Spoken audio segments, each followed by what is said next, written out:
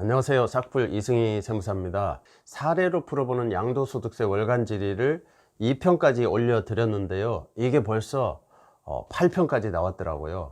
그래서 제가 3회차부터 시리즈로 쭉 핵심적인 내용을 정리를 해 드리도록 하겠습니다.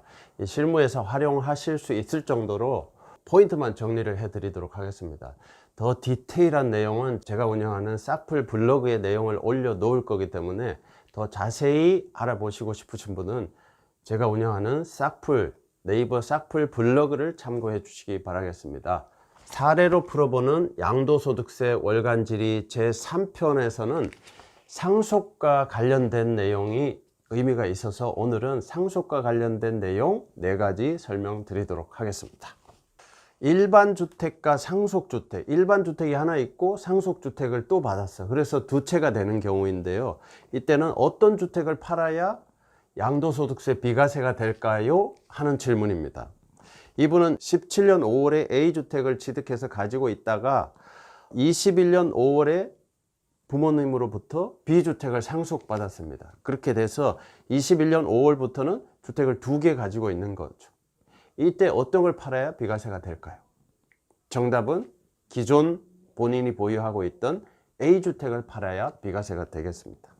해설 사례의 정답은 이렇습니다. 상속받은 주택과 일반 주택을 각각 하나하나 가지고 있는 경우에 상속 개시 당시에 소유하던 일반 주택, 기존 주택을 양도하는 경우에 상속주택 특례 비과세를 받을 수 있다. 이런 내용이 되는데요. 따라서 이 사례의 경우는 일반 주택, 기존에 본인이 보유하던 주택을 양도하는 경우는 비과세 적용이 가능하나 상속받은 주택, 본인이 가지고 있던 주택을 그대로 두고 상속받은 주택을 먼저 팔아버리면 이때는 상속받은 주택에 대해서는 양도소득세가 과세된다는 사실 명심하시기 바라겠습니다. 관련해서 해석 사례의 1, 2, 3가 있는데요. 해석 사례 1은 A주택을 가지고 있던 사람이 별도 세대, 따로 사는 어머님의 사망으로 B주택을 단독으로 상속받았어요. 이때 A주택을 양도한 경우는 비과세가 적용이 되는 것이며, 그리고 나서 A주택을 비과세로 팔고 나서 상속받은 주택을 보유하고 있다가 보유기간이 2년이 넘어가게 되면은 상속받은 B주택을 팔아도 역시 비과세를 적용받을 수 있다. 이런 내용이 되겠습니다. 다음 해석 사례 2번은 거주자가 피상속인으로부터 상속주택을 받고 나서 2013년 2월 15일 이전에 A주택을 취득하고 1년이 지나서 B주택을 취득했습니다.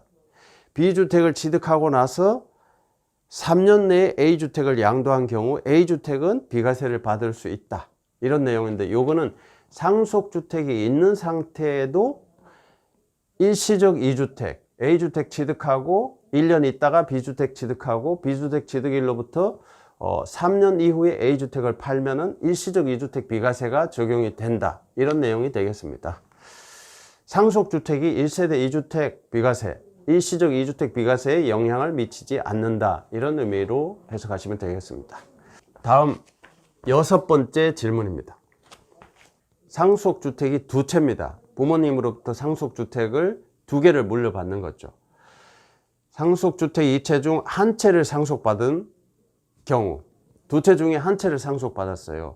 이때 본인 소유 주택, 기존에 있던 일반 주택을 양도했을 때 1세대 1주택 비과세는 어떻게 될까요? 하고 질문한 겁니다.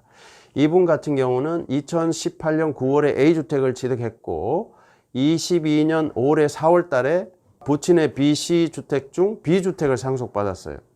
그리고 A주택을, 기존 주택을 양도할 예정인 거죠. 이 경우에 어떻게 비과세가 적용될까요? 이 경우는 피상속인이 상속 개시 당시 주택이 2개를 가지고 있는 경우죠. 부모님이 돌아가시면서 주택 2개를 물려줬습니다. 이 경우는 선순위 상속주택, 상속주택을 정해야 됩니다. 상속주택을 정해야 되는데 이 A, B 2개의 상속 중에서 어떤 것을 상속주택으로 볼지 정하는 기준이 따로 있습니다. 그래서 상속주택이 하나 정해지면은 그 주택을 물려받은 사람만 상속주택 양도소득세 비과세 특례를 받을 수 있게 됩니다. 그렇기 때문에 상속주택을 두 채 이상 상속을 받게 되면은 어떤 주택이 상속주택이 되는지 그거를 정확히 아셔야 되겠습니다. 기본적으로 상속주택을 2 이상 받게 되면은 소유한 기간이 가장 긴 주택이 상속주택입니다. 소유한 기간이, 부친이 소유한 기간이 가장 긴 주택이 되는 거죠. 그 다음에 두 번째는 이제 거주한 기간. 네. 그 다음에 세 번째는 상속 개시 당시에, 돌아가실 당시에 거주했던 주택.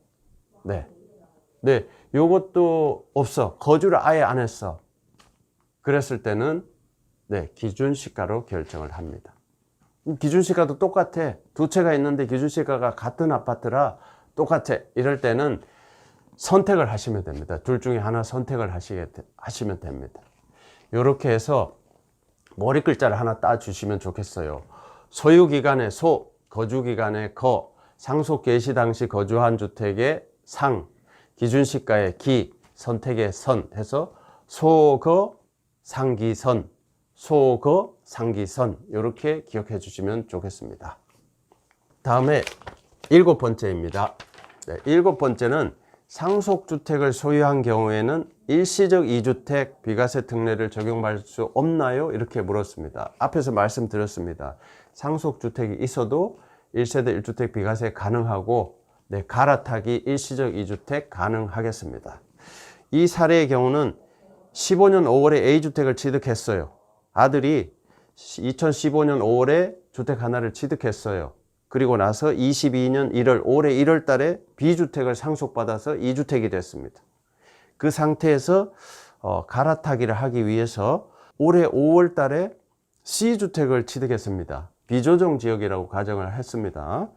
그리고 나서 이제 A주택, 기존 주택을 24년 2월에 양도할 예정인 경우죠. 이 경우에는 주택은 세 채이지만 상속주택을 빼고 보면은 일시적 2주택 갈아타기 기간 요건만 맞추면은 역시 비과세를 받을 수 있다. 이런 내용이 되겠습니다. 자, 내용을 보시면은 일시적 2주택 특례와 상속주택 특례는 중복 적용이 가능하다. 이렇게 되어 있습니다. 따라서 위 사례의 경우는 종전주택 A를 취득하고 나서 1년 거치 기간이 지나고 나서 B주택을 두 번째 주택을 취득을 했으면은 기본적인 비과세 요건이 되고, 신규 주택을 취득하고 3년이 지나서 비조정이니까 3년이 지나서 기존 주택을 양도를 하시면은 비과세 일시적 2주택 비과세 요건이 완성이 되겠습니다. 이 경우는 이제 조정 대상 지역이 아니라서 B주택, 신규주택 취득하고 3년 내에 매매를 하시면 되는데, 만약에 조정 지역이면은 2년 내에 양도를 하시면 되겠습니다. 자, 마지막으로 상속 관련한 사례 10번째입니다. 마지막 사례는 상속받은 농어촌 주택을 소유한 상태에서, 이번에는 농어촌 주택을 상속받았습니다. 농어촌 주택을 소유한 상태에서 일반 주택을 취득, 양도하는 경우 1세대 1주택 비과세가 가능할까요? 이렇게 질문을 하셨습니다. 이 사례의 경우는 2001년 4월에 A 농어촌 주택을 아버지가 취득을 했습니다. 그리고 나서 2015년 3월에 딸이 이 A 농어촌 주택을 상속을 받았습니다. 현재까지 따님은 상속받은 농어촌 주택 하나뿐인 거죠. 그렇게 하고 이 따님께서 2017년 8월 B주택을 취득을 했습니다. 도심에 있는 B주택을 취득한 거죠. 이렇게 하고 나서 22년 8월, 올해 8월 달에 B주택을 양도하려고 합니다. 네, 비과세 요건을 맞춰서 양도하려고 하는데, 상속받은 농어촌 주택이 이 비과세에 영향을 줄 수 있을까? 이런 질문이 되겠습니다. 기본적으로 농어촌 주택을 상속받은 경우에는 상속 개시 당시에 보유한 주택이 아닌 경우에도, 그 이후에 취득한 주택인 경우에도 일반 주택 양도 시 하나의 주택을 소유한 걸로 봐서 비과세 적용이 가능하겠습니다. 다만 이제 그 농어촌 상속 주택은 요건이 따로 있습니다. 이 요건에 부합해야 되겠습니다. 농어촌 상속 주택의 요건은 두 가지가 기본적으로 있는데요. 첫 번째가 피상속인이 부모님께서 최소한 5년 이상은 그 농어촌 주택에서 거주를 하셨어야 되겠습니다. 5년입니다. 5년. 그리고 두 번째는 수도권 서울, 경기, 인천이죠. 이 서울, 경기, 인천 바깥의 읍면지역, 읍이나 면지역에 소재하는 농어촌 주택이어야 하겠습니다. 여기서 말하는 읍면지역은 도시지역은 아니어야 한다, 이런 의미로 해석하시면 되겠습니다. 다음 4회차에서 뵙도록 하겠습니다. 감사합니다.